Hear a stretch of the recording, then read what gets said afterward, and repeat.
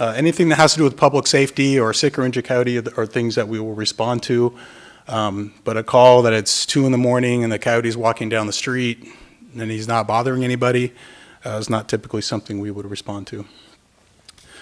So the coyote management plan in Seal Beach, which I know I was a part of, there was a committee put together, but by then I think it was Mayor Deaton at the time headed up that committee, and I know I participated in that and assisted, and there was a management plan adopted in 2015. And it had a management strategy which had kind of 3 tiers, balancing respect for wildlife along with public safety. So public education, and I know I'll talk a little bit more about it later, but we've done a lot of public education over the years and recently. Enforcement of laws and regulations for feeding wildlife, and then tiered responses. There is a tiered response plan based on the level of activity, what type of response that the city will take. But education really is the key. Residents need to be educated on coyotes. They're not going away. They're everywhere. They're all over the country. They're all over Southern California. And so education is the key for residents to be able to make appropriate decisions regarding their safety and managing their pet safety. This involves decreasing attractants, hazing, and things like that.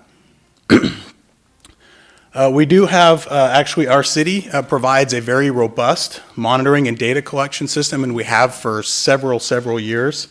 I believe we have data going all the way back to 2010 regarding the levels of activity that are within the city, and we'll get into some of those numbers in a little bit. And that's something that most cities don't have. Most cities have only started really, if they even have anything, is only a year or 2 old. So we have a very robust program. We have an online, and I was wishing we'd be able to see it better, but there's actually on our website, and there's a whole section on wildlife. You can get there, you can report your coyote activity online. You don't have to call and be on hold or wait for someone to answer the phone. You can do it right away. Generally, things that are emailed to us through that get put in the next day or so into our system. And that's how the majority of our calls come in, or our activities are done through the website. This is, if you click on wildlife, there's 2 large blue buttons there. One, again, is how to report coyote activity, and then the other one takes you to a map, which I'm going to show you in a little bit.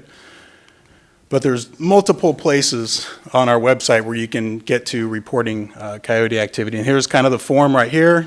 You fill out this form, you hit click at the end, it submits it, and it goes right to us, and we take care of it. So it's pretty easy, and we've had this for a long time, and again, most cities don't have this. And I can almost guarantee that most cities don't have this as well either. So we actually have this map system here. You can kind of see Seal Beach. I tried to center Seal Beach. You guys know what your Seal, so it's kind of right there. You can see Leisure World right next to that right box on the right-hand side. There's Leisure World right there. This is all of 2017. So you can kind of see downtown Seal Beach. You can see the wetlands area in the middle. You can see right in the very top middle, you can see College Park West. There's some activity in there, a lot of activity in Leisure World. And then when you click on those buttons, it actually opens up and it gives you the information, the date, the exact address, what type of incident it was. Was it a sighting? Was it a pet attack? So all that information comes when you click on the box. So all that information is readily available. You can also go, I didn't pull it up here, but there's a way to actually go into the tables in the upper right-hand corner. You can change the map to actually look like the city. There's topography you can put in there. It's actually very fancy, more than we probably need. You can actually go in there. You can download a list. If you want to download an Excel spreadsheet of all the activity, you can get the information that way as part of our OpenGov, Transparent Government in Long Beach. So all that information is available. That's all of 2017. So far in 2018, this is what we have. You see kind of 3 up in College Park West, some sightings, and then a little bit down here in the downtown area. And again, just showing kind of the boxes when you open them up. As far as reported activity goes, I didn't go all the way back to 2010, but just so you can kind of see where we're at and which way the city's been going. In 2014, you can see we had 17 attacks suspected. So what a suspected attack is, it's 99% of the time it's a cat that we're picking up. We don't know that a coyote killed the cat. We just know that the cat looks like it's been eaten by a coyote, but we don't know if the cat was hit by a car, already dead, and then the coyote ate it. So we don't really know for certain, so we have it as an attack suspected. So that's kind of the difference between that and a pet attack is typically one that somebody sees or hears, or there's confirmation that there was an actual pet attack. And then we have sightings, stalking, and threats. So you can see the numbers there in 2014. You see a marked difference in 2015 and 16. 2017 goes up to 67, but I can tell you of those sightings right there, the 61, 47 of those were in November and December of last year. Just recently, November and December was when all the sightings started coming in, probably because we did a big educational campaign. We sent information to Leisure World, and they put everything out to all of their residents. I worked with Patrick, and he got information out to the community and through the media. And so it kind of kicked in everyone's level of alertness, and everyone started calling and reporting everything, which is not a bad thing, it's a good thing. But you can see the number of pet attacks was really small. Of the 5 pet attacks in 2017, 4 of those were cats, and 1 was a dog, but there was only injuries. It wasn't killed, it was uninjured, or it was just minor injuries. And then so far in 2018, it's sightings, and those were pretty much January and this month. So you can kind of see where we're going. Not as many pets. People are protecting their pets a little bit better. So that's kind of what I had for you today. I know Bob is here from the Naval Weapons Station. He was going to talk a little bit about what's going on with the coyotes and the weapons station. And then I'll stick around. Yeah, I have a couple of questions for you. Do Okay. you want me to ask You them wanna now? take the questions now? Mike, I mean, or I'm not after? going anywhere. What's easier for you? Want to wait for the whole thing? Doesn't matter to me. I can Why answer don't we now just, or, while you're here? okay, yeah, Okay, yeah, these are specific ahead. to Long Beach. sure. A couple of Councilwoman things. What, sorry, Bob. How does Long Beach use the map? What's the advantage of just having a map that shows you where the coyotes are? How do you use that? So I will use it I'll use it more if there's serious incidents. So like in Long Beach, we've actually had some pretty high level, orange level incidents. And so I'll start tracking if the orange level incidents are concentrated in one area, then it may trigger in our management plan the need to trap. Okay. And so that way, when we trap, we target right where we're looking at. So if we see like one orange incident here and one way over here, it's not one coyote typically that's causing the problem. So if we start seeing a cluster of issues, then we know where the problems are. Helps us to target our education. Okay, we're seeing a lot of activity on Naples Island. Let's go canvass Naples Island and get education out. So we use it, that's how we use it. And then we put it out there for the community to use it so they can kind of make decisions that they want to make for them to have the information. Okay, thank you. And when we worked on our plan, which I think your plan and our plan, Very similar. The tiered Yeah, responses are pretty much yeah, different. they other than reflect that. each other, I think. And I think the one goal that we had that we really haven't met in that is to put together a regional approach. So that what you're doing, we're doing, Huntington's doing, Rossmore's doing, et cetera. And is there any news on that front of how to work together as a region better? I know that I have attended multiple meetings. There's a scientist in UC Irvine who has held regional meetings that I've attended. There's people from all over the region, and one of the interesting things when I talked about us being ahead of the game is when they were showing things that you could do to these cities, they were showing our stuff. So it was like, hey, you can do this, or hey, you can do that, and I was like, hey, I recognize that. That looks Been very there. familiar. It's our stuff, so we're way ahead of where most cities are. But I know they've been doing a lot of data collection. They're actually starting to, I believe, trap coyotes and radio collar them, to track them. Oh, interesting. So I believe they're who's doing they? that now. Huh? UCI? UC Irvine. I believe that they're starting to, or they're working with some scientists that are starting. We're going to actually start doing that in Long Beach this year. We're going to start putting radio collars and tracking coyotes and seeing where they're going, and some of them, we'll see if some of them wander over into Seal Beach. Oh, I think they stay on your side of the county line. I don't think they do. I think they kind of go into Lakewood and everywhere else, unfortunately. We Well, I kind of think share that's that a really open space. interesting approach, so I'll be glad to see where it goes. Thank Yeah. you. That's Anyone all. else have questions? I had a couple quick ones. You talked about the enforcement of laws and regulations for feeding. How's that working? Have you done any enforcement? We've done some. It's, we really try to keep it to just educating people and try to get them to just understand when they're causing a problem. But if we have to, we will start getting into fines and citations. But have I'm you trying to been remember, in the city of Seal Beach, I can't remember if we were able to do administrative citations for, Were you notified of because it's people feeding them? we have gotten a few. We've Okay, gotten, that's- that I can remember, that have come to my level, like 2 or 3 over the last couple of years. All right. Um, What do you attribute the high numbers in 2014 to? Do you think it's like, I'm not Weather? really sure. I mean, it's been pretty busy in Long Beach this year, for sure. It was on the news. It was everywhere. So a lot of people were reporting stuff. People were less educated then than they are now. So I think that's why maybe pets are less likely to be injured, because people are protecting them better than they were in maybe 2013 or 14. So I think education's played a lot of that. And the last time you were here, we talked about patrolling Mhm. the area. How's that going? Are you more visible now? I've told my haven't told my seen team you, to be but- visible. I doesn't gave mean him your anything. address. I told him to turn the sirens on when they drive by your house. I didn't do that. I'll look for them at Gum Grove. Yeah, definitely look for them. They're supposed to be out patrolling, Okay. and I know we've gotten some issues at Gum Grove. And Gum Grove's a tricky situation because it's up against the wetlands, and dogs off leash really poses a problem for coyotes in the Yeah, wetlands. exactly. And how about your website? Do you have a website? We do there? have a website. It's I think that's- longbeach.gov/ACS. ACS. Yeah, just ACS for Animal Care Services. Longbeach.gov. Yeah, we're I one of wanna- the few bureaus that has its own website in Long Beach. Yeah, that's Mostly it's nice. just city and then departments. We're just a small little bureau. We have our own website. Yeah, I'll look that up. I want to bounce off of something that you talked about, Mike. Ted, do you think you could work with our PD and find out about that fining? Because we are still having people who are feeding, and we've certainly educated enough. So I think we're beyond the place where we should be educating and we should start enforcement. So perhaps you could work with our PD to see what can be done, and if you need to bring something to us as a council, then I think we should do it. But we should at least get the mechanism in place so it can be done. Yes. Okay, Okay. thank you. Thank you.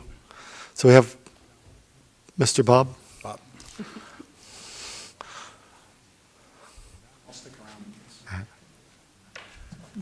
Hey, good evening. Thank you for having me. Again, my name is Bob Shellman. I'm the ecologist at Naval Weapons Station Seal Beach. I've been there for 15 years, and I was asked to be here tonight just to give you an update as to what's going on with the coyotes at our station. We continue to take the same approach that Ted was just talking about with the education and outreach. The term that we use is active coexistence, trying to make sure that we not only are educating the people that are on the base, and that includes our service members, but also RV park patrons, our residents, on proper activities, keeping pets on a leash, keeping them on a short leash, not leaving out food, any attractants for coyotes. But then we also do our best to educate the coyotes as well. And in that, we're talking about hazing. If we see coyotes acting in a way that's not a natural activity, if they're getting a little too accustomed to people, we make sure that we remind them that we're a lot bigger than they are, and that we can make them uncomfortable too. So clapping and hazing and making sure that they maintain their wild activities. We have a population that continues at about 7 to 10 animals on the base. We have 5,000 acres. For those of you, you can look at the maps behind you. But we have 5,000 acres. Most of that is open space, which is full of ground squirrels and gophers, which keeps our coyotes very happy. We have lots of food, shelter, and water. We have very healthy. Our coyotes are very healthy and well fed, and they actually provide a very important ecological value to our installation, in that they keep down our rodent population, and they also keep down our what we call a mesopredator, which are those middle level predators like raccoons, skunks, possums, that are actually predators of some of our endangered species that we manage on the base. So having a healthy coyote population is important to us, and it helps keep our ecosystem healthy. One of the things a couple things that we're doing on the installation to make sure that our coyotes kind of stay put as best we can, is we do constant fence checks. As you would imagine, that's a security thing as well. But if we see that there are any digs or anything like that that's going on where coyotes are coming and going, and I think that there's probably as many coyotes that are coming into our abundant food, water, and shelter as they're maybe leaving, but we fill those gaps as much as we can, and that's a security issue as well. We don't want anything else crawling underneath the fence as well.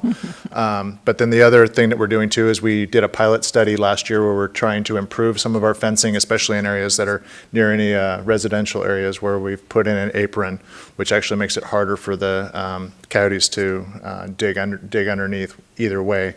And that was very successful. And so now our Public Works folks have the tools in the toolbox to make those fence improvements as needed if we see anything further. And then the other thing that I will add is that I'm excited that we're actually going to start doing a more robust surveillance program where we have a couple of trail cams that we can use to try to get a better feel as to how certain areas are being utilized if we need to do that. So we're starting to implement that as well. I think that's pretty much it. Oh, I guess just to give you an idea of how we keep track of our coyotes, we don't have them collared or tagged or anything like that, but we do monthly surveys, nighttime surveys that have been going on for decades. And so we have a route that we run once a month with big giant lights that kind of drive the site and kind of get a feel as to how many coyotes we have. And so I went back and pulled the numbers over the last year, and the average number that we've seen is about 4 coyotes on one of those runs. But we obviously aren't seeing all of them. I mean, they're sneaky, and they get the term Wile E. Coyote for a reason, and so we don't always see them. But that's the average. We sometimes see more, sometimes less. But we estimate that we have 7 to 10 on the installation right now. So if you have any questions, I'd be happy to answer them. Any questions from anyone? No. Councilwoman Deaton? Yeah, you said your coyotes are healthy. And I know that there was a coyote in front of my house recently this year. And my brother's a Montana mountain man, and he's used to coyotes. And he said this was the oddest coyote he'd ever run into. He said it had no fear of him whatsoever, and it was actually challenging him when he was trying to haze it. Can I assume that that's not what you've got on the base? I would agree that is not what we have on the base. And what I typically see when I see a coyote on the base is usually the hind end of one moving the other direction. Which is the normal. Which is a normal response for a human. But it's not just, they see cars all the time. So a car going by, they just kind of look at you if you Oh, he pull up wasn't in next a to the car. But Yeah. I guess my point is if I get out of the car and they recognize that I'm a person, they're gone. They're gone, and they may turn or look over their shoulder to make sure that I'm not chasing them, but they're going. So that's what I consider a normal response. Now, if I have a coyote or something that maybe approaches the vehicle, what that would tell me is that maybe there's somebody that's not following our rules and maybe is flipping them some food or something like that and getting them acclimated to people. When I see that, or if I were to see that, I could jump out and I could start that hazing, and they get the message pretty quick that maybe this is not a good thing. All right, thank you. So 7 to 10 coyotes for 5,000 acres? Yeah. Well, that's actually, when studies have been done about home range size, it varies from many, many, many acres, like in areas like Montana and things like that, where there's a large home range. But when you get into urban environments, and especially in urban areas like Long Beach, and they've had studies in Chicago and these other areas where it's been down to as little as 1 square kilometer, so very, very small home ranges. And what that means is that those coyotes have found some sort of probably not natural food source, whether they're either eating fallen fruit or they're eating garbage or they're eating dog food that's left out for dogs and cats or whatever it might be. So they are very adaptable, and they will change their home range based on what's available. So you were saying the coyotes kind of go both ways over the fence? Under them or under usually, the fence? but yeah, yes. From Seal Beach onto the Naval Weapons Station? That's And correct. then they leave? Is that? Yeah, and Is that how that works? I mean, I'm not. Yeah, I mean, they're going to go where there's food, and so if they, this is me putting my head in a Coyote, coyote's yeah. head, but if I find my coyote that's having to dodge traffic, try to scrounge through a trash can, and I see that there's all the food, water, and resources I need on the other side of the fence, I would probably try that. I can tell you that anecdotally, I can almost always tell which are kind of our resident coyotes, because they're usually, like I say, they're in very good health, and they're often, if I see a scrawny one, it's usually being chased by one of our healthy ones, and I can only assume that that's one that maybe came from somewhere on the riverbed or wherever, and is being chased out by the home range coyote, so. We have a lot of room over there. I mean. All right. Well, any other questions? Thank you All very right, much. thank you for your time. Thank you, Ted. Okay, this time of the meeting, we'll go into oral communications. At this time, members of the public may address the council regarding any items within the subject matter jurisdiction of the city council. Pursuant to the Brown Act, the council cannot discuss or take action on any items not on the agenda unless authorized by law. Matters not on the agenda at the council's discretion may be referred to the city manager and placed on a future agenda. Those members of the public wishing to speak are asked to come forward to the microphone and state their name for the record. All speakers will be limited to 5 minutes, period, and any documents for review should be presented to the city clerk for distribution. Do we have any public speakers at this time? Come on up.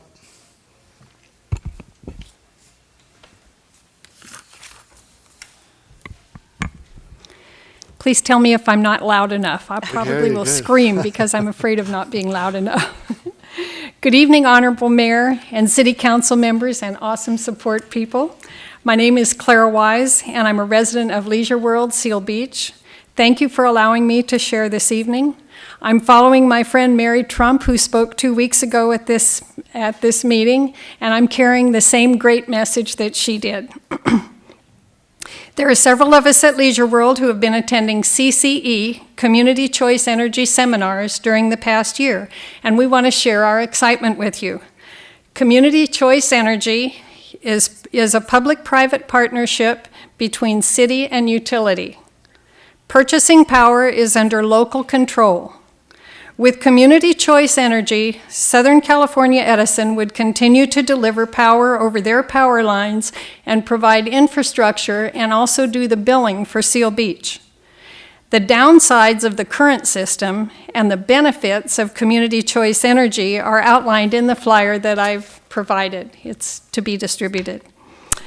A few of the many benefits include local control with local jobs and economic development, and CCE is self-supporting and not government subsidized, and CCE provides potential cost savings for the consumer.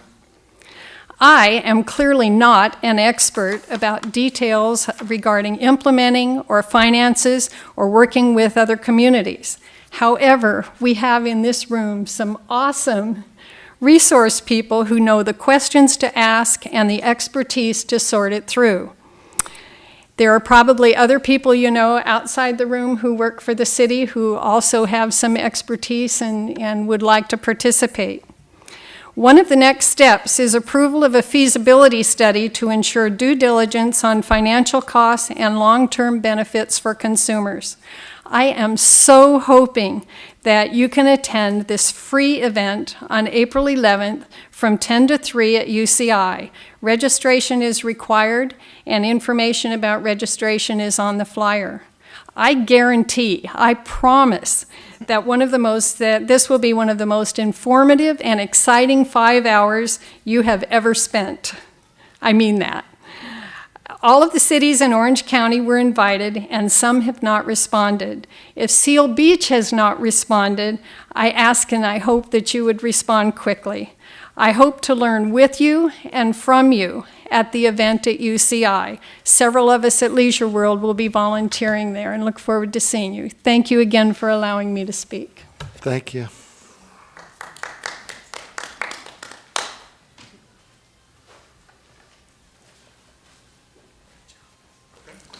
Next. Good evening, Honorable Mayor, members of council, city staff, and the public. Seth Eaker, a pleasure to be before you once again. I wanted to thank you. I've been out of town a bit, so I wanted to thank all of you who attended to the wonderful Cypress College Americana Awards. I know many of you commented on it at the last council meeting. I saw it in the minutes. Thank you very much. Thank you for the staff who attended. It really was a spectacular event, and we appreciate the support of the college. Also, I really wanted to thank all the individuals, businesses, candidates, and if Karen hasn't left, members of the Royal Court.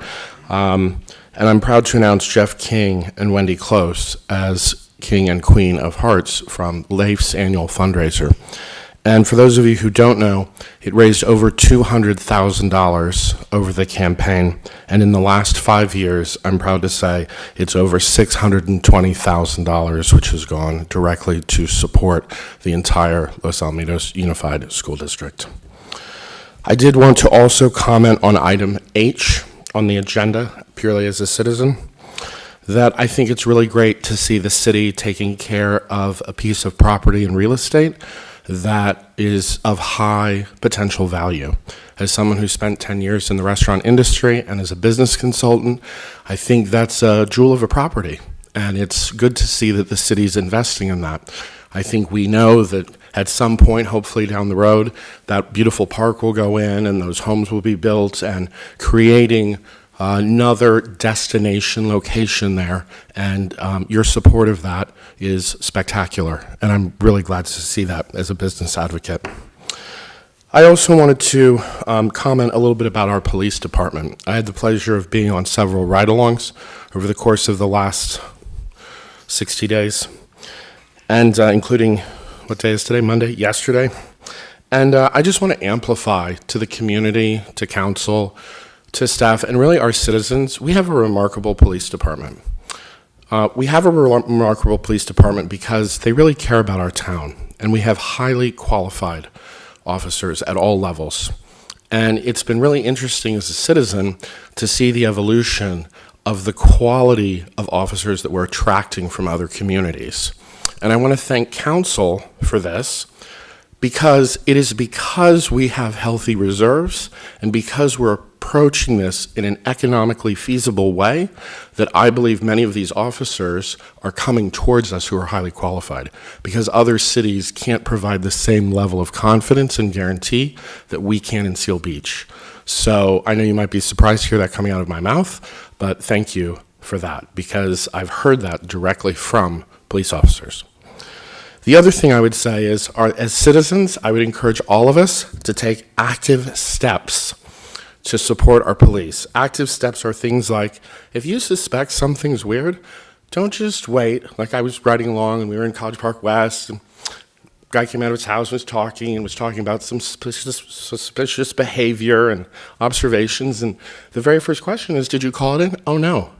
How many times have you seen it? 15. Why didn't you call? Oh, we didn't want to bother you. Please bother the police department. I think that's why they're there, because we want to be able to track and identify this. And Chief, correct me if I'm wrong, but I don't think we want to not report anything that's suspicious. Also, lock your cars.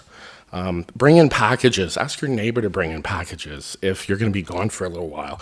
We're a friendly community. I'm sure your neighbors will do that. And close your garage doors, please, in all parts of our community. Garage doors are just open invitations to people to just walk in, and that's really important. The last thing I wanted to do was just very quickly run through just a few items that the Lions Club has been doing just in the last 2 months. How much time do I have? You have 43 seconds. Okay, thank you, Valerie. So just this month, we did the MD4 convention in San Diego, Cypress College Americana Awards, a CLFIS site screening at Grand Terrace. We visited Grand Terrace Lions Club. We had a Leo District Ronald McDonald House dinner. We went to Chapman University. We did the McGaw Family Fun Night. We did a beach cleanup. We did the Lions Chili Cook-Off in Pinewood Derby. We did another CLFIS screening in Riverside. We did the King and Queen of Hearts Ball. We did a talent contest for the Leos the same day, the Cub Scout Pinewood Derby yesterday. And then we have the LAG team, which did 38 cleanup areas of graffiti just this last month. And Very we have well done. another Time's up. 15 projects in the next 2 weeks. Thank you. Thank you. Anyone else?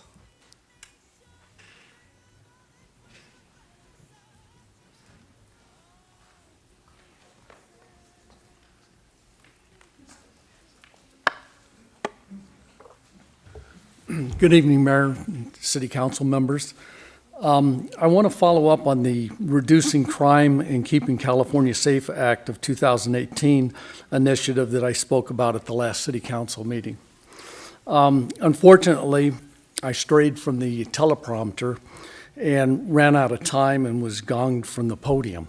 So I want to spend a little bit more time on the initiative itself. At the last meeting, I gave a recap on AB 109 and on Propositions 47 and 57. And if you missed that, there's a plethora of information on the internet. You can just look it up. It's readily available.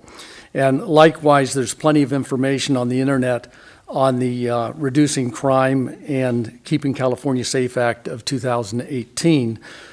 You can also go on keepcalsafe.org, and you'll learn a lot more about the initiative. This initiative is to help correct some of the negative unintended consequences of AB 109 and Props 47 and 57, and this is basically what the initiative is going to do.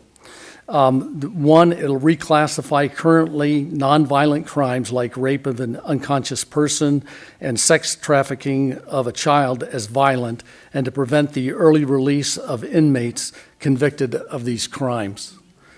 Second, it'll reform the parole system to stop the early release of violent felons, expand parolee oversight, and strengthen penalties for parole violations. And then third, it will reform theft laws to restore accountability for serial thieves and organized theft gangs. Right now, if somebody steals something less than $950, it's considered a misdemeanor, a ticket, and they're out on the street. They can go from shop to shop to shop. As long as they stay under $950, it doesn't become a felony. So those are the serial thefts that we want to correct that were left out. And then fourth, we want to expand the DNA collection to include those convicted of drug, theft, domestic violence, and other serious crimes to help solve rapes, murders, and other crimes of that nature. Now, we have an outstanding police department. I think everybody will agree with that. And they're doing everything they can to keep our city safe for us. We need to help the police by getting behind this initiative so we can get the proposition on the ballot in November 2018, so people can vote for that and get some of the tools that the police lost with AB 109, Props 47 and 57, and let them be able to go out and do their jobs. So make sure that when you have the opportunity to sign the petition, they'll be at different places at markets and things like that over the next month or two. And make sure that you go up and that you know what it's about. You can sign the petition. I know a lot of times we see people signing things up, you don't know anything about it. And that was one of the reasons I wanted to come here, to talk to not only the city council, but all the people that are watching on TV and on the internet. So that they're aware of it. You don't have to get educated. You can, if you see this place to sign up, you've already gone on the internet, you know about it, you can go ahead and sign up. So, and I also hope that the city, if they haven't already, is investigating this, and that they get behind this initiative with all the other cities in California, so that it's going to help make our city a lot safer, and it'll give the police officers the tools to do their job. Thank you. Thank you.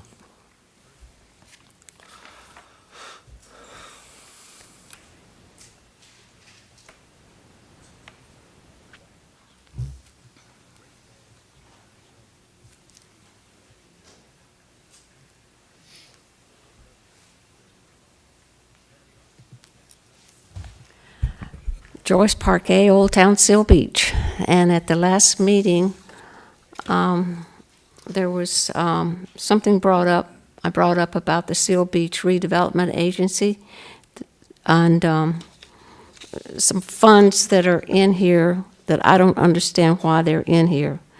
7th Street Alley, PCH to Marina, 7th Street. Why is the 7th Street Alley in the successor Seal Beach Redevelopment Agency?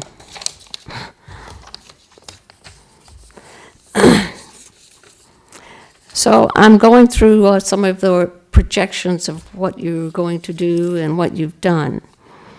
And the finance director recommended to the city council new revenue sources up to and including a new ballot measure.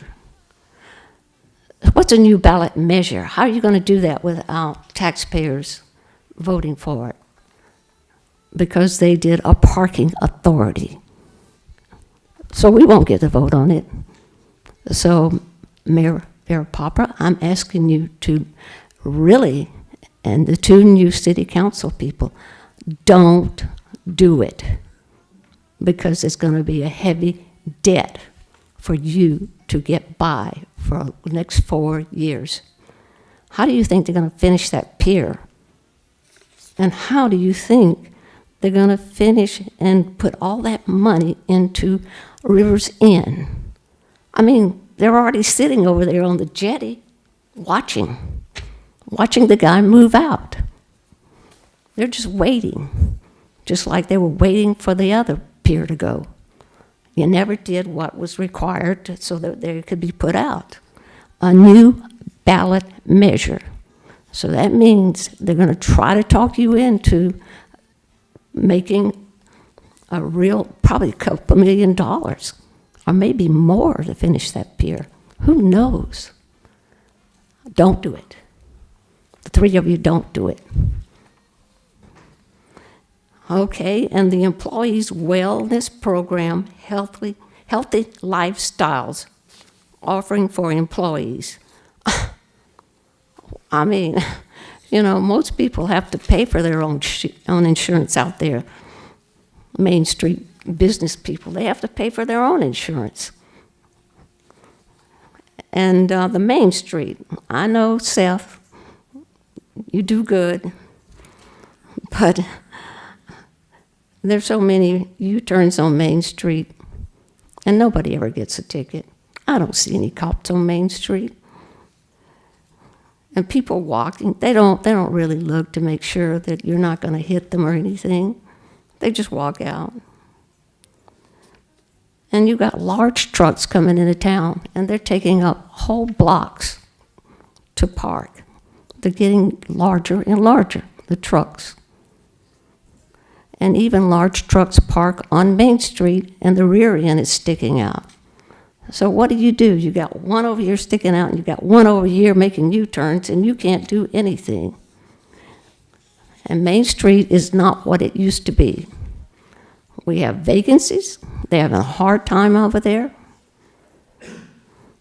And the only way to make money is not to, like I've heard now, that we're going to start fining people $500 if you put an open house sign out. They're giving tickets down at the beach parking lot if you get too close to the white line. If you get too close to the white line, you're going to get a ticket. Well, if I can't give you a ticket, I'll give you a ticket for a broken window. Is that what we're down to now? Is to collect money any way you can? We got a $40 million budget. Where's the money going? And how much where was the budget when you first came, city manager? I don't remember it being but maybe 30 million. So now we're up to 40. But I'm just telling you, this is an election year. They're going to try to pump you to vote for the parking authority to get money, not to put a parking place up that we need, like Laguna Beach has, but they're going to get it to finish that pier. And what else do they want it for? They want it for the other vacant restaurant down at Rivers Inn. And that guy, it sat there vacant for so many years, and he'd been there for so many years, and now you're going to pour all that money into it, and believe me, it's already graffiti down there on the doors. So what is this? It's another fire coming and more money. Your time's up. Oh, I can't talk about the code violations. Next- I can't next talk time. about it. Next time. Next time, talk about having the code brought up so that people can do what they need to do. Thank you.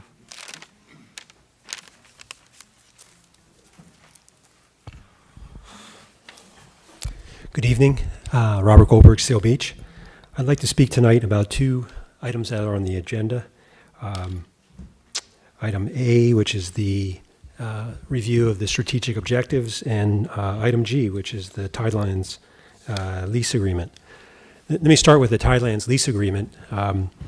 This is an issue it's been an issue for over a year, I believe, and the first agreement that was presented to us by staff really had a lot of problems, including a $65,000 a year payment, which was new. And I just want to give kudos to staff for renegotiating much, much better terms. I'm not going to go through them all, but the terms are much better. The $65,000 is now something less than $1,000 a year. And so this is much improved. And I also want to give thanks to Councilwoman Deaton, because I think, I may be wrong, but my recollection is that you really provide the leadership on saying no, especially on the $65,000 issue. I'm really good at saying no. Well, I was surprised that the State Lands Commission folded on this one, honestly. So you get credit for that, and it's well deserved. And staff worked on, there were many other issues that staff worked on, and they deserve credit on that also. Changing items regarding the objectives, I had questions on 4 of the objectives. The first one was on page C, which has to do with infrastructure, specifically number 4, which is to present to City Council for prioritization and direction the stormwater master plan improvements. My question/concern about that is on tonight's agenda, it's on the consent calendar, is a request to approve a design contract for 3 projects, 3 stormwater projects that you previously approved in June as part of the budget, the capital improvement project budget. Nothing surprising about the staff report. The staff report is fine, et cetera. But at the end of the staff report, it says that this agenda item satisfies the goal that I just mentioned, the goal being to have, what I thought this goal was to have an open discussion of all the projects in the master plan and to discuss prioritization of them. I don't think this staff report satisfies this goal, so I disagree with staff that this goal has been done, that you can put a check in that box. It is an important, it is an important goal, and perhaps it should be deferred until we learn more from these design studies and the input we'll get from AKM, but I wouldn't put a check mark in the done box on that one. Then on page E, which is the last page, enhanced public safety, there's 3 goals at the end, 3, 4, and 5, that I don't think we've ever had any follow-up discussion on during the monthly presentations. And these all involve training, police-related training. The first one is Emergency Operations Center training. The next one is CPR training at McGall Elementary School. And then the report to the city manager regarding a new summer lifeguard deployment plan. Now this goal period, these goals were supposed to be done by March 1st, which is Thursday. And so I would ask that when the city manager reviews this with you all and with the public tonight, that we get some detail regarding whether these 3 goals are going to be done by Wednesday or not. You have 1 minute. Yeah, thank you very much. I'm done. Thank you. Anyone else? Seeing no one else, we'll move to the next item, which is the city attorney's report. No report tonight, Mayor. City manager's report. Yes, Mayor, thank you. I actually have two items, but Councilwoman Deaton has indicated she'd like to take one of those, so I'm going to defer to her on one of those. I did send the council a really exciting email late this afternoon. It was prior to the council meeting, and I know she saw it because she mentioned it to me, so I'm going to defer on that exciting news and let her share that.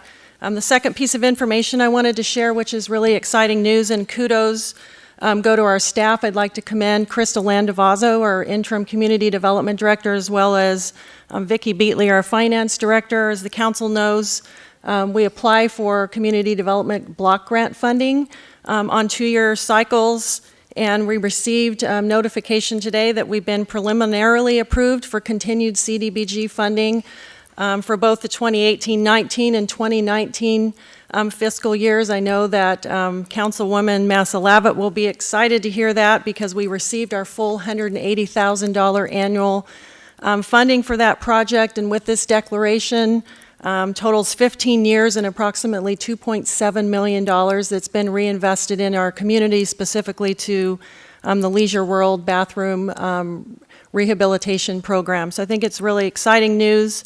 Wanted to share that tonight, and that's all I have. Okay, thank you. Okay, we'll do city council comments, general council member comments, and reporting pursuant to AB 1234.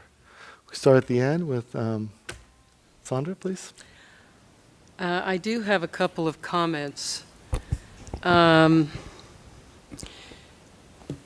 an organization in Leisure World called the Sunshine Club.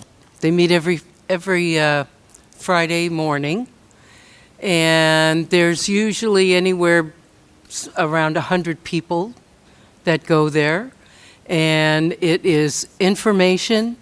We have guest speakers from all over, every subject you could possibly think of, and it is so popular, we're booked a year in advance. So if any of you have something really interesting you want to talk about, the woman who runs it, you got to call her and ask her if she's available next year for a date.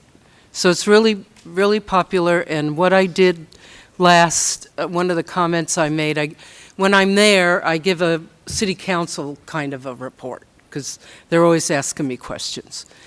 So this week I spent a lot of time talking about the police department and how great they are. Smile. And what a good job they do, and how conscientious they are. And I just must have carried on for about 10 minutes. And they were just all going, yeah, yeah, yeah. And so it was a well-received comments, and they all agreed with me that you guys are number one. And thank you very much. Now, the other thing I want to talk about.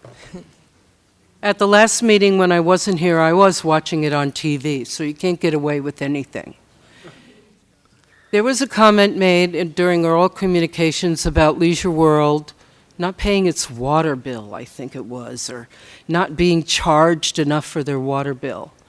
Well, you know, when somebody says something negative about Leisure World, I'm up and at 'em. And Leisure World pays nearly $2 million a year for water, somewhere around $1.5 million, give or take. You know, that's a lot of money to pay for water. We pay our bill. I want you to know that. And there was an implication also that we don't pay our taxes, enough property tax. We pay the same rate that everyone else pays. It's not any different. Our homes are a little cheaper, although some of them are for $500,000 and up now. And, you know, for 1,200 square feet, $500,000 is a lot of money. And they pay their fair share when it's reassessed. So I want the city and the people in Seal Beach to know that Leisure World, which is a fully 1/3 of the population of this community, pays its way. And the city, on top of that, doesn't have to pay for the streets inside, doesn't have to pay for electricity, doesn't have to pay for signs, doesn't have to pay for landscaping. We all pay for it, the people who live there. So I think Seal Beach is getting a really good bang for its buck with Leisure World being in the community, and that's what I really wanted to say. So be careful what you say, back it up with honest and good information, or you'll have me to deal with. Well, thank you for that. Councilmember Sistarsik? I have nothing to report tonight. Mayor Pro Tem Deaton? Yes, hi. I have a few things. I just wanted to mention that we went to the Friends of the Mary Wilson Library event yesterday, and I just wanted to say that the Seal Beach moms had all gotten together and were all there, and it was just so fun to see all those little children there. They were so excited, and the man was so good with them with magic and animals. It was great. So if you don't belong to Friends of the Library, now's your chance. $15 for a whole year, and it helps to provide children's programs. So I also want to talk a little bit about an ad hoc committee that Sandra and I are on as council members. It's the Fire Ad Hoc. I want to thank Vicki for the great financial overview that you gave us at the last meeting. I want to thank Chief Acosta for the great service overview that you gave us at the last meeting. And I want to make sure that everyone knows that what we will be having now is a presentation from both Huntington Beach, Long Beach, and OCFA to help us formulate recommendations on where we should go forward with our fire. Everyone is invited to attend, and if you are interested in public safety in our town, you should be there because these are big decisions. We are having a very, very difficult time keeping up with the cost of living on the increases in public safety. So I really urge you to come and be a part of the solution. The next thing that I would like to say is that, thank you, Jill, for letting me tell the news, that Ocean Place, formerly known as the DWB property, has received its coastal development permit. With, I think it was, 17 days to go before another extension, they finally got their permit. So just to give you a little background on it, it was approved by the Coastal Commission in March of 2015, and 3 years later, the staff issued permits. So we're ready to go on that project. I would like to make a comment about the state lands. Thank you, Robert, for mentioning my just say no moment. The state lands has been wonderful to work with. A lot of times I do my rant on the loss of local control and how the state is running our life, but I have to say that Grace Cato and her team have been really good to work with. I want to thank our team here in Seal Beach that worked with them, and thank Craig for the legal work you've done on it, because if I'm not mistaken, it's $150 a year on that lease. So we made some- $125. Oh, 125. I was mistaken. 125, and I think I made the comment on our phone call with the state, something to the effect of 125 is the new $1 a year lease. So anyway, we made great progress because they were really reasonable, and they wanted only the best for the state lands, and they understood that we were doing the best that we could to maintain the state lands, and so it was a great working relationship. So I thank the staff, and I thank state lands as well. Thank you. Well, thank you. On that note, I'd like to give kudos to the staff for that, too. I think that's, how many years did we get for that? 29 years, if I read that correctly? 29 more years. So 29 more years at $125 is a substantial savings in the long run.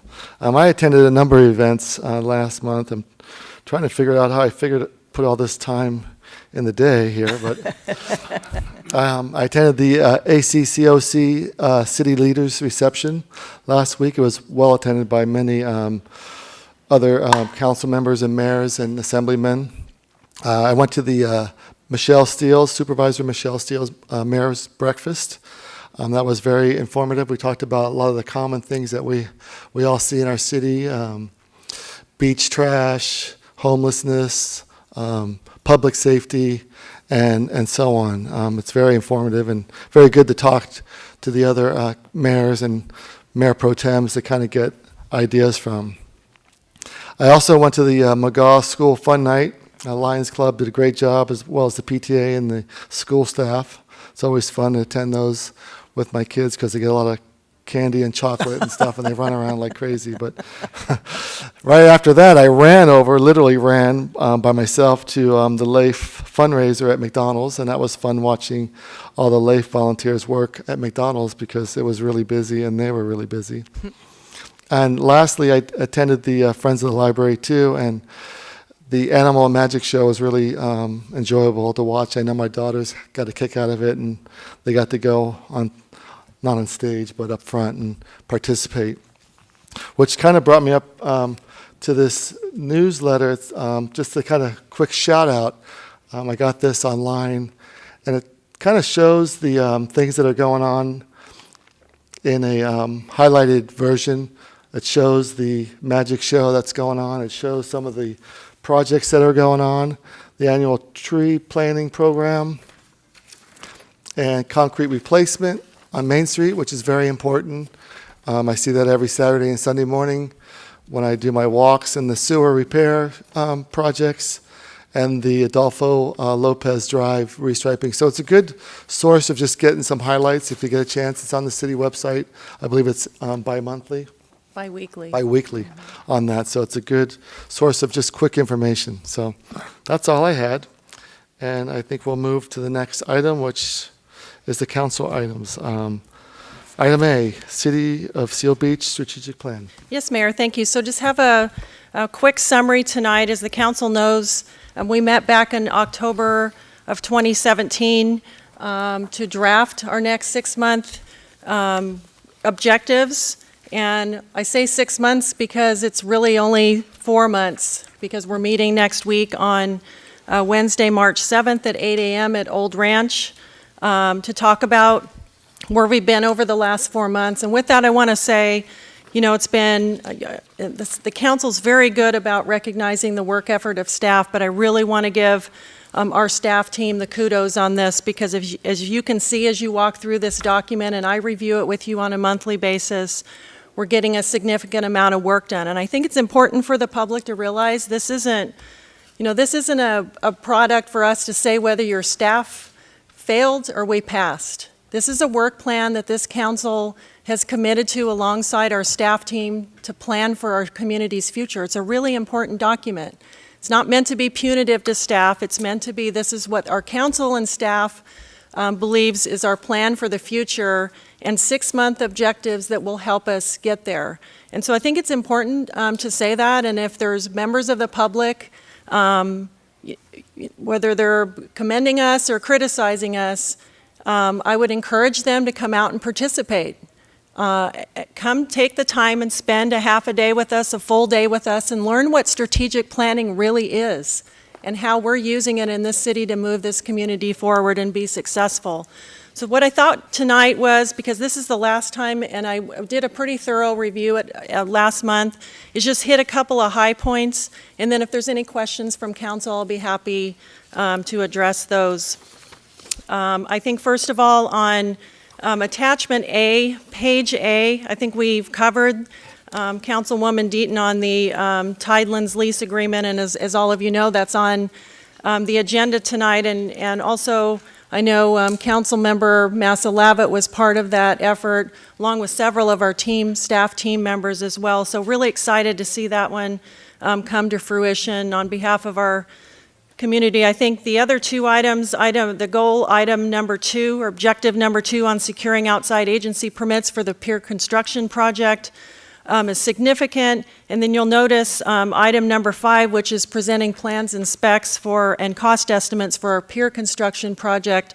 Although it's past this next review date of March 1st, we are working on that to bring to you at the March 12th council meeting for your consideration. And as you know, you have an item on your agenda tonight that has to do with approving the RFP so that we can go out to bid for the construction management services for the pier project. So that's it for that page in terms of, because I really thought it was important to highlight what was most significant, especially over these last 4 months. I'll turn your attention then to page E in terms of objective number 1. Presenting to the council, as all of you know, the council did approve to increase staffing by 2 police officers for our police department, so that action is moving forward.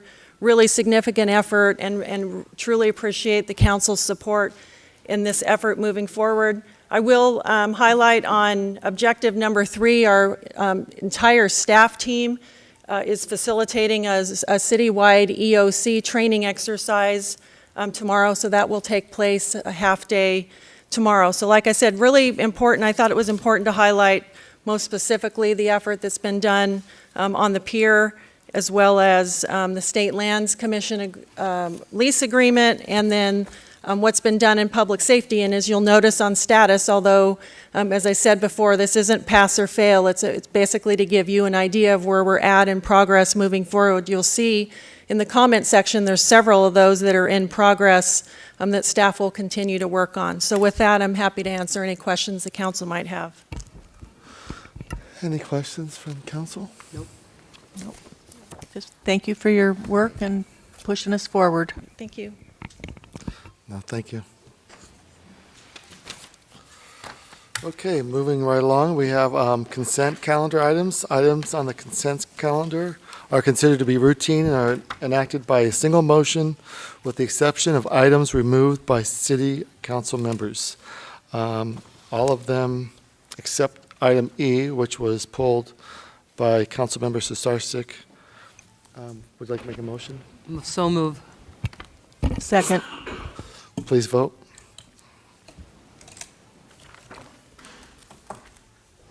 Four zero passes. Thank you. So we'll go to item E. Do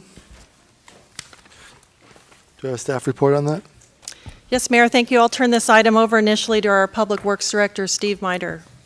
Yes, thank you, City Manager Ingram, Honorable Mayor, members of the council. Tonight represents a major milestone in our goals and objectives. This whole project started from last year based on, we have $100 million worth of unfunded storm drain improvements in our CIP right now based on the 2008 master plan. The question is, and of course we had a record rain, so we had an opportunity to firsthand observe the challenges in front of us. So the question, and this is always a very big challenge for small cities like us, is you have this large improvement and you have a system that's fairly well dated. So how do you move forward and then make sure every dollar spent gets the maximum benefit? So that takes this $100 million project, which of course is not affordable. We start looking at how do we phase this, because the master plan established this budget. How do we phase the projects in such a way that we can just make sure we get the maximum benefit and build them in such a way that we can afford them? Basically phase it to affordable pieces. So what you're seeing tonight is a lot of work from last year and a lot of observations in working with AKM, who also created our master plan, to help focus in on what projects would do the best, would give us the best benefit at the least cost, and start working on this $100 million overall project so we can phase it and start budgeting over the next 10 years in some kind of 2, 3, I don't know what the phases are going to look like yet. That's what the goal of these projects are. So what you're seeing tonight is what staff believes are the most important areas where we can do the most benefit to our community and also phase them in such a way that we can afford them over the next 10 years. So it won't be the whole $100 million, but it will start the basis. So everything builds on, these phases will build on each other. And we're just trying to pick the most critical places at this point, and that's what this does. So what's going to happen is we're going to perform, there's a end of COA, there's a proposed design, because the questions, well, why are we not doing a focus study there? There's only one option. We've already looked at this. There's one option, so we will do the necessary investigations, come up with a design, come up with a very detailed, high-level confidence budget. This is what it costs to improve this. Now, this area at the end of COA, at Seal Beach Boulevard, what's happening is it drains, and then if we happen to get a storm at a high tide, it shuts down. There's nowhere for the water to go, and there's a pump station right there. So the simple solution would be to, oh, well, let's go build a pipe and go over there. But the problem is you would create this, you'd be basically pumping seawater. And that's why that solution's never been done. There's another approach, which is a little more challenging, and that's what we got to bring.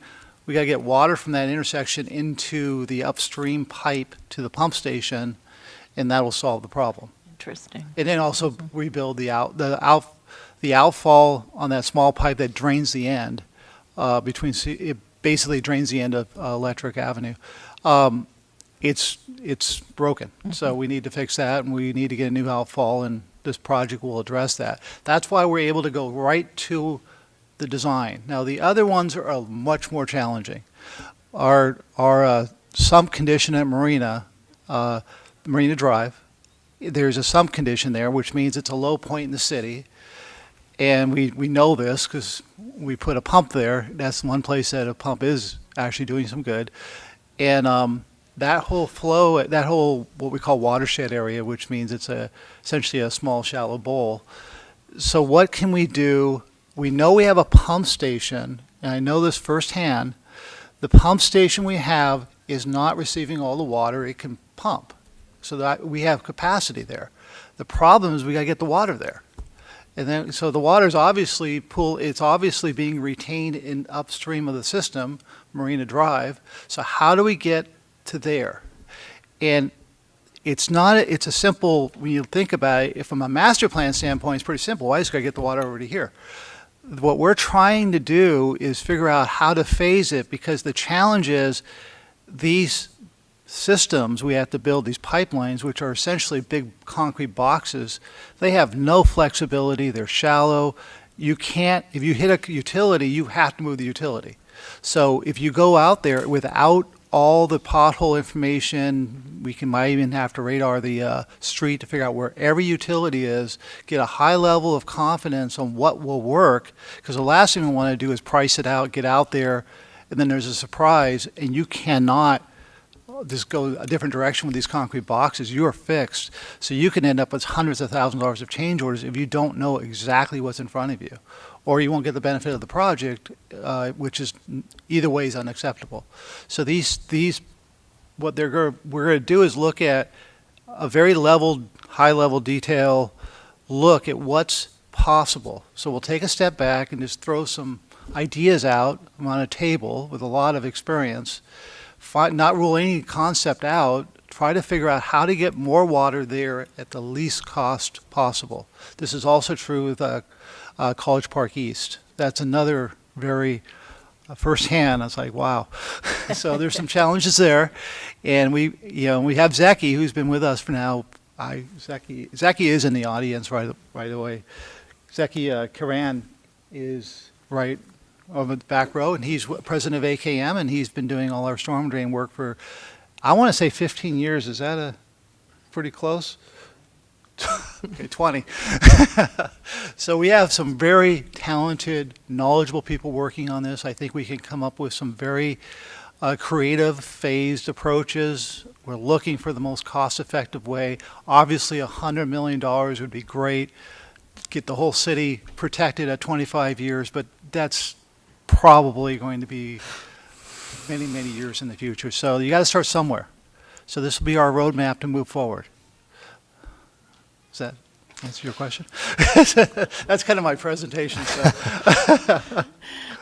I appreciate that. Part of my question was had there been a reprioritization, or where were we kind of going with this? And that did answer that. Okay. But as I read this, it seemed a little bleak to me because it was talking about shallow collection and all these utility lines, and I was feeling like, we'll spend a lot of money, but will we get something, or Yes. Okay. Yes. The answer is yes. We will be as cost effective as possible and phase these projects in such a way that they are affordable.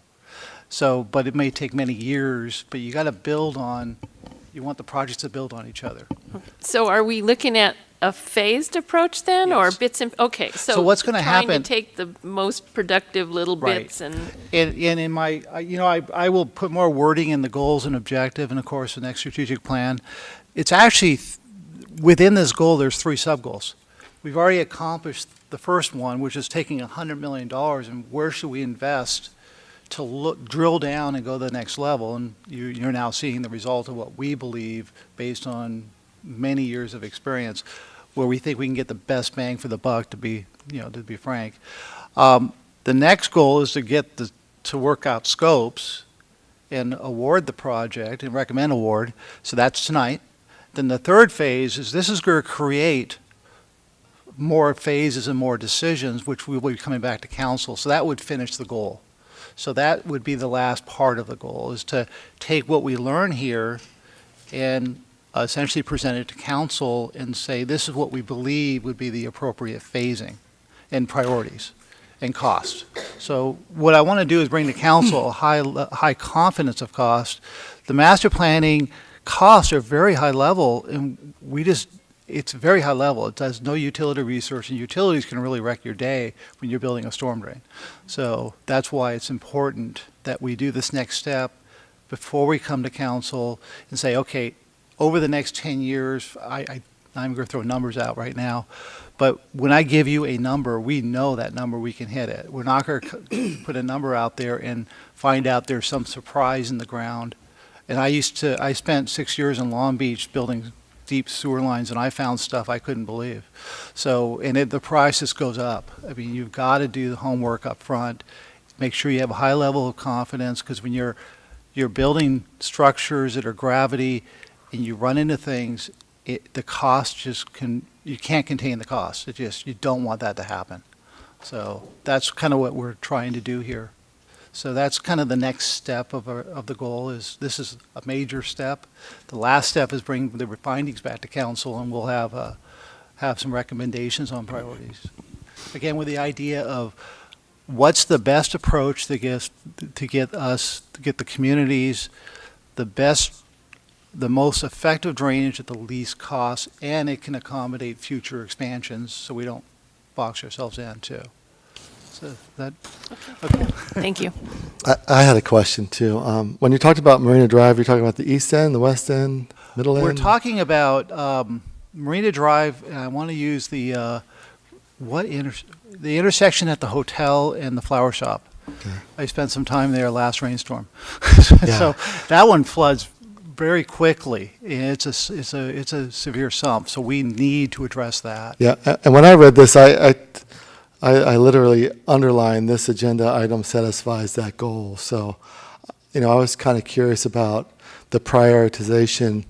And I remember when the rains hit a couple years ago, because we were all wet in here, but it was these 3 areas were the highly contentious issues, and people were just adamant that something be done about, Sealway, for example, was, brought up over and over again. Marina Drive was brought up over and over again, and College Park West, or East, I'm sorry, was brought up over and over again, and it was, I couldn't understand why some of these weren't done 25 years ago when the costs were a lot less, True. But anyway, that's a different story and a different time, but I think the goals are living documents, so, I wouldn't be surprised if these goals or a different phase of the goal gets put on it next month when we meet again, because it is evolving and Right. and changing and growing, and, you know, I'm just glad that something's, you know, getting done, because it's been so long.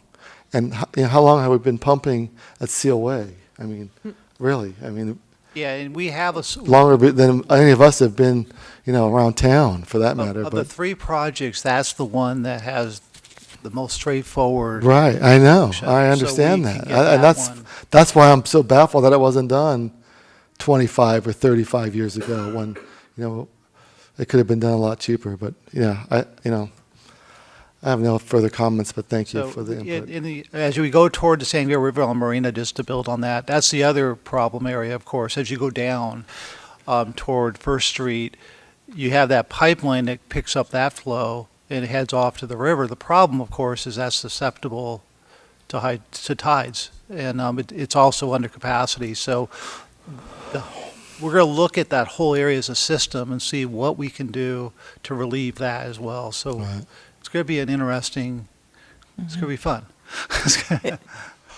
I'm done, thank you. Are you going to be looking at the north side of Electric? Is that the part you're talking about? You know, Yeah, that, I'm sorry, that at the was. San Gabriel River. We're at the other end now. No, I'm I'm sorry. sorry. You know, right across the street and down, I think it was maybe 8th Street and 7th Street on the north side were completely underwater. Okay. I mean, nobody could even get through there. So there was the flower shop and the hotel Yeah, on it's the in that watershed, on the yes. south side, and then on the north side there's the other. If it, in my mind, I don't know where the boundary is. I'm sure Zeki probably does. If it's in the watershed, yes. If it's on the other watershed, which I doubt it, but what you're saying, it kind of is It's at 7th consistent. and 8th Street is where it was on the north side, and It's definitely in the area we're going to be looking at. And the way you're describing it, chances are it is in the watershed, therefore it'd be studied. okay. So, I think it's important to do all of that at once because it's all in the same. Okay. We're drowning there. Thank you. Okay, so we have a recommendation. Would anyone like to make a motion? I'll move the item. Second, Approval. please vote. 4-0 passes. Thank you. There's no public hearing items. We do have some unfinished business. Approve requests for proposals for construction management services for the Seal Beach Pier Improvement Project number BP 1002. Believe Yeah. we have a staff report. Yes, Mayor, thank you. I'm going to turn this item over to David Spitz, our Associate Engineer. David?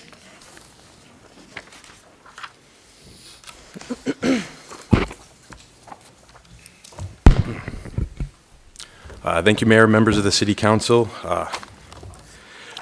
So the item before you is a request of the City Council to approve a request for proposals for construction management services for the project we're titling the Seal Beach Pier Upgrade Projects, number BP 1002.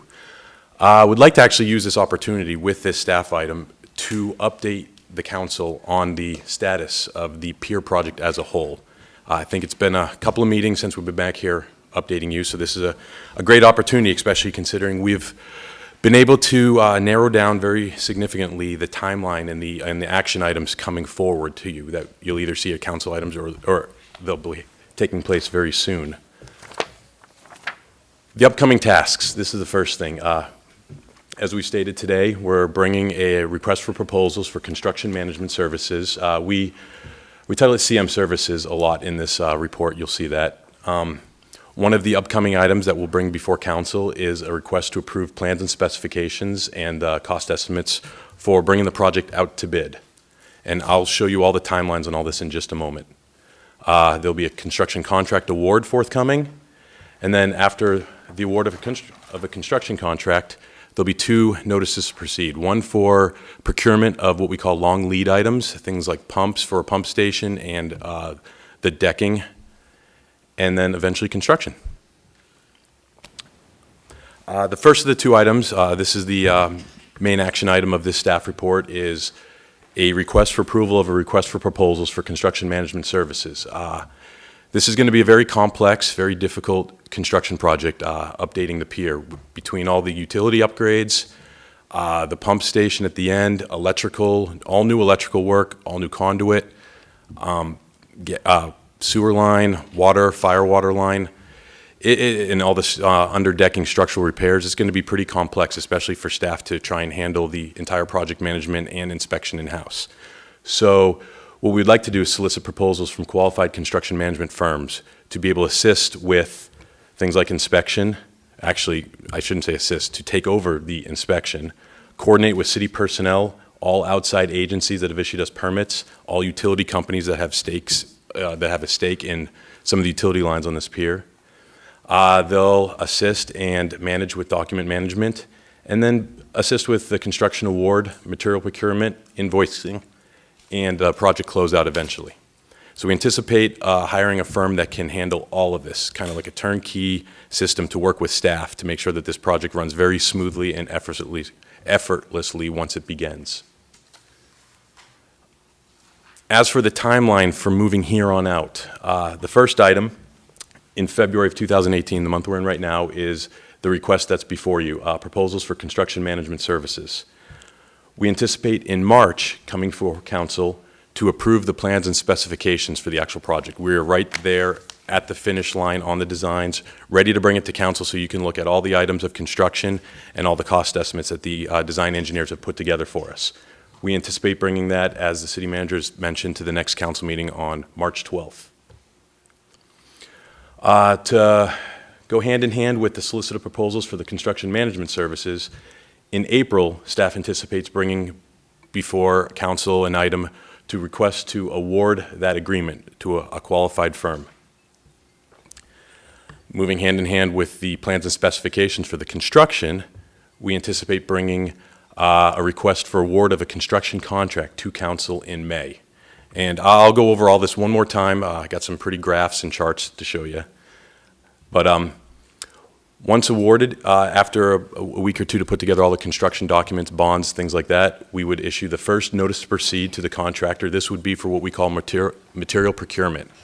Some of the items take many months to secure and deliver to the city, so we would issue the permit for the contractor to start that process right away so that those long lead item materials are on site during construction and they can be installed and implemented seamlessly with the timeline of the construction project, which we still anticipate the major construction to begin September of 2018. We would issue a notice to proceed to the contractor to mobilize pretty much the day after Labor Day. And I have it in bold because that is a timeline, and I'll show this again, but that is a timeline that's been directed to us by the Coastal Commission. They will not allow construction before that, basically what they call the summer months between Memorial Day and Labor Day. There's no construction in the coastal zone. So if we are able to begin this, which we anticipate in September of 2018, we would anticipate completing construction by May of 2019. It's a 9-month window we have between those two holidays to finish this. It's an aggressive schedule, but with help from a construction management firm and staff fully behind this project pushing it forward, we believe we can get this done.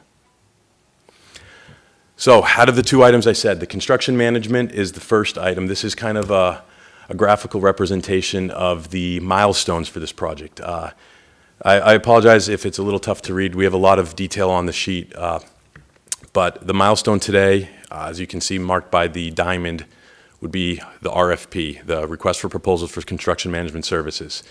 And then, I have a pointer that works.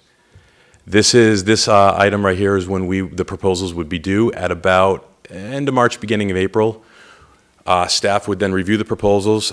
We would probably interview the highest ranking firms in an entire selection process, and then we would bring it back to council with a request to award by the end of April. The timeline's pretty important because we would want the construction management firm on board for the award of the construction contract itself so that they can assist with the awarding process. And then the entire phase that we would utilize the construction management firm would be from, in essence, when they sign their agreement or from award of a construction contract all the way through project closeout and final paperwork. So that's the timeline for a construction management firm on board with the city. This is the actual construction timeline. Again, we anticipate in March bringing the plans and specifications to council with a request to approve and authorize the staff to go out to bid. Through the bidding process, eventually bids open, and we would recommend an award to the lowest bidder. That would be second council meeting in May is our anticipated date. And these two milestones show when we would issue the first notice to proceed for material procurement. And this milestone, which is right after the purple-colored months, which would be right after Labor Day, September 4th, which would be when we would anticipate starting construction. And again, we put a note, I just wanted to show you in graphical representation that the months of June, July, August, between Memorial Day and Labor Day are the months that Coastal Commission, per their permit to the city, does not allow construction in the area. And even when we are in construction, there's a lot of clauses and requirements that they have for us that we'll follow. But definitely during these months, they do not allow construction at all. So we have a 9-month window to finish construction and have it ready for Memorial Weekend of 2019. That concludes my presentation. Just a reminder, the item before you is for approval of the request for proposals for the construction management services. Right. And Okay. we're open for questions. Any questions from the council? I guess it's a little frustrating that it's still taking so long to do. People ask us all the time, when are you going to get started on the pier? So this timeline will be online on our website? Absolutely. Okay, so I can just refer them, and they can take a look at how difficult it is and time-consuming everything is.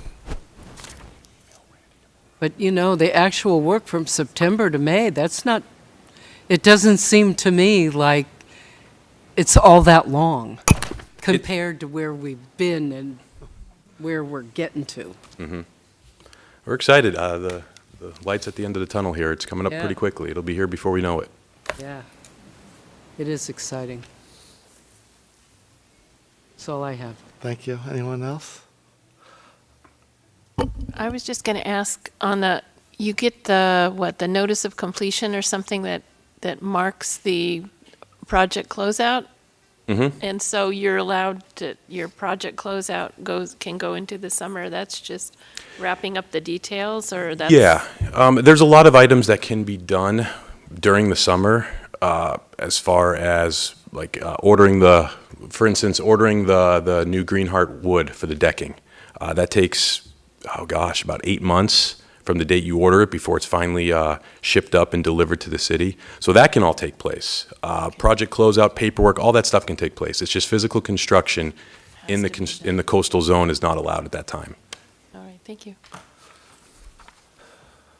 I had a couple questions. Will the CM contract cover the public information duties? Who will have that? It can. It'll probably be a joint venture between staff and the CM. Yeah, because that's a big item in the city, obviously. We talked about decking before, but can you remind us the two types of decking and the decking that we're looking at and the time, why it's so time-consuming to get that decking? Sure. Yeah, I'd love to. Remind us just briefly. Don't go in a long dissertation.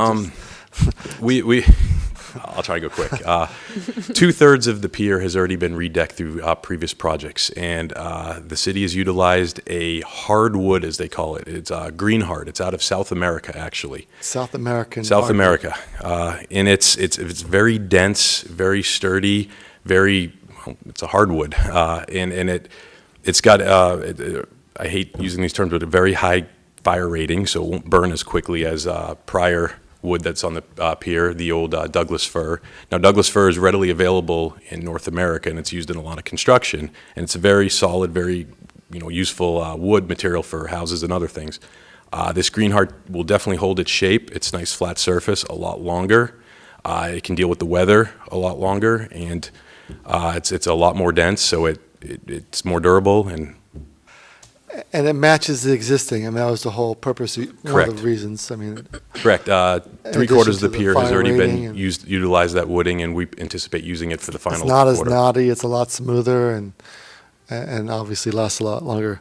The timeline, does that include all items for construction, like the utilities, water, electric, you know, everything, basically the whole Correct.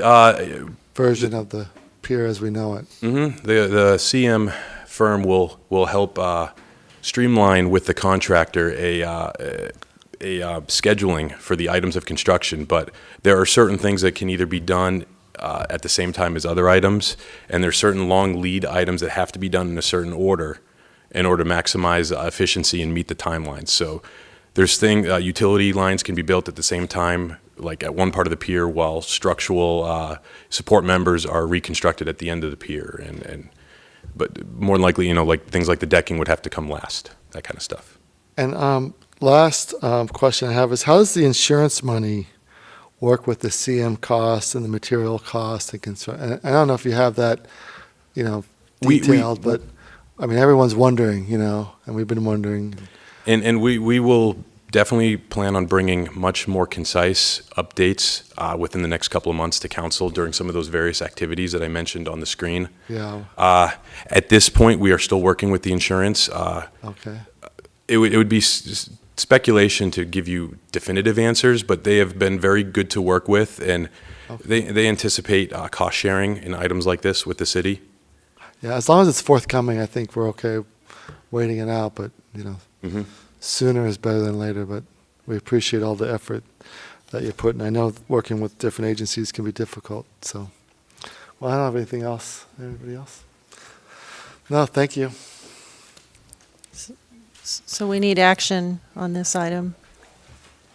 Do we have a motion? I'd like to make the motion, please, to approve the request for proposal for construction management services for the Seal Beach Pier Improvement Project number BP 1002.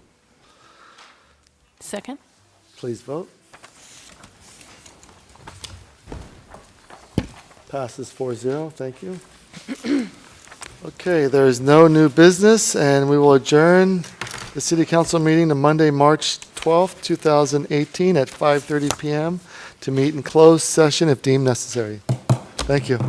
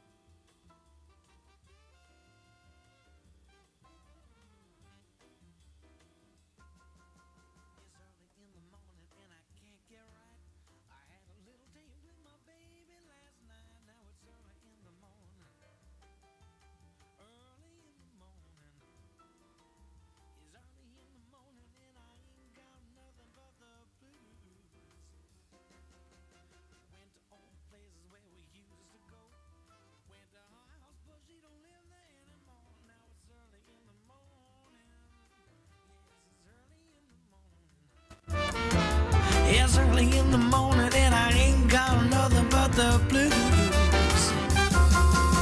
I went to a girlfriend's house, but she was out. I knocked on her daddy's door and he began